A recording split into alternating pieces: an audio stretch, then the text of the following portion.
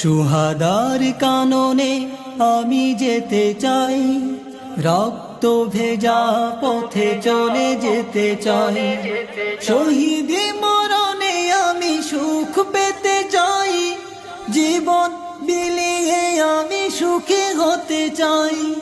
শহীদি মরণে আমি সুখ পেতে চাই, জীবন বিলিয়ে আমি সুখী হতে চাই।